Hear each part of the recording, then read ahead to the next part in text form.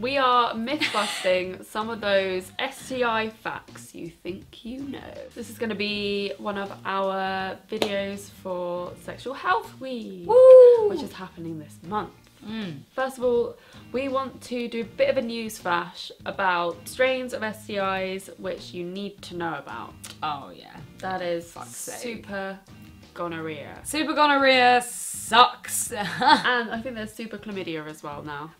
Yeah, chlamydia and gonorrhea could always be cured by antibiotics, but this is a new strain that does not get affected or cured by antibiotics. Basically, there's a chance that you will be affected with this STI for the rest of your life. Yeah. And it can cause really serious long-term problems with your fertility and even genital area-based cancers. And this is literally just because people are having sex without condoms, spreading their STIs around, getting a course of antibiotics and not taking the full course. So when you don't take a full course of antibiotics, it leaves all the stronger, more powerful viruses and bacteria behind that kind of like learn to fight against that bacteria. So the next time you get it or the next time you spread it over, it's like a learning process, and it goes and grows, and then that person doesn't take their antibiotics properly, and then that one doesn't, and then before you know it, they're like... It grows into a monster. Yeah.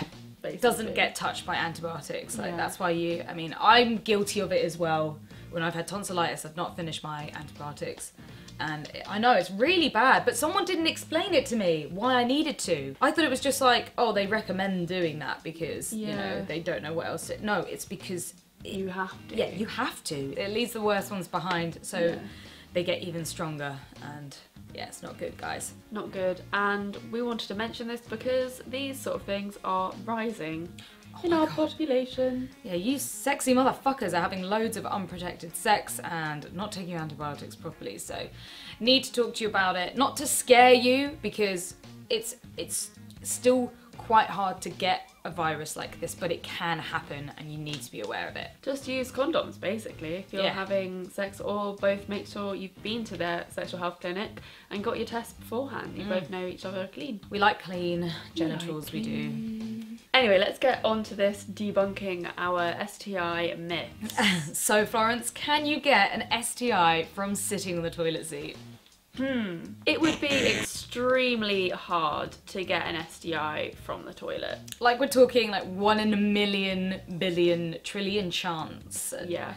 But it's still possible. So basically, to get an STI from a toilet, the person would have to, with the STI, would have to rub their genitals over the toilet seat, spread the bacteria around, and someone else immediately would have to go and sit on that seat and put their genitals onto the seat as well. So you have to be infectious. Somebody else would also have to get in the position or have a cut or something to pick up the bacteria. And on top of that, the bacteria does not live long outside the body. It's still, of course, possible, but there is like, it would be so hard. It's so slim. Can you get an STI if you're a virgin? You can. You can get an STI even if you're not having sex yet. Just because there are orally transmitted STIs. Even if you've never had sex or done anything before, you might have only just kissed somebody, you can still get herpes. And then also you can get things like herpes and HPV just from skin-on-skin contact. Yes. So it might not even be skin-on-skin contact in a sexual way.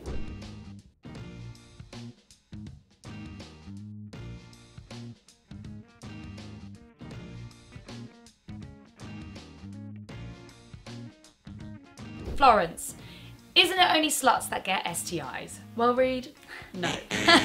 Everyone can get STIs. Any age, any race, any gender. Anyone. Don't think it's just sluts. I mean, there is obviously people who have more sex and are more sexually active are more likely to get something. That doesn't mean to say that they will. Yeah, and you can just have sex that one time and you could get something. Oh god, that would suck. You lose your virginity and get something. That would really suck. That would suck. You can always see signs of an STI, can't you?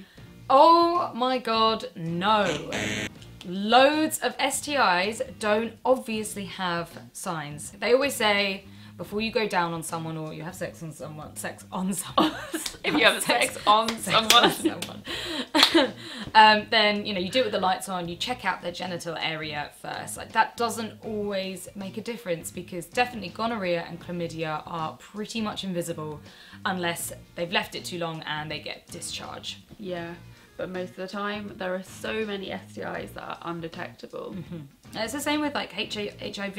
Yeah, most of that's undetectable, as well as, I can't remember what it's called, when someone has HIV or they're HIV positive but they're taking medicine that suppresses it, so they still have to say that they've got it in their blood, but it's very rare that they'll be able to pass it on to somebody or even have any symptoms themselves. Yeah. Florence, can you get STIs from tattoos and body piercings? Yes, you can.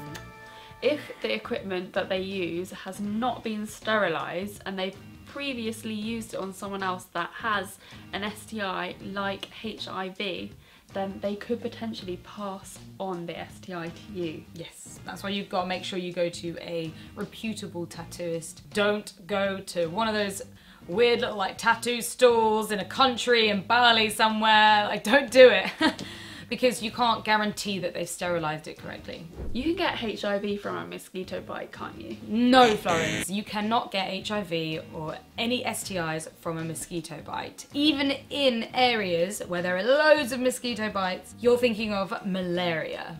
That sucks to get, and yeah, you can't get that, but that's not an STI, that is a disease. Florence, but once you've had an STI, you can't get it again. Yes, you can, unfortunately. What? Just because you've caught an STI and then you've had the treatment doesn't mean you can't get it again from someone else. Yeah, like if not immediately. You can literally still be on the antibiotics and still get it again, so make sure you know who you're fucking. Can you get crabs if you use someone else's towel? Unfortunately, Florence, yes you can. Crabs, those cheeky little fuckers, grip onto your clothes or fabric or towels and can jump onto other people's bodies. They live up to 24 hours, but that's it. Can you get STIs from having anal sex? Yes, you can.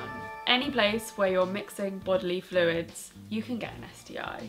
And actually, it can be easier to contract an STI in your anus because the skin is more likely to tear in there. So you have to be extra careful whilst having anal sex because you're actually more likely to get an STI.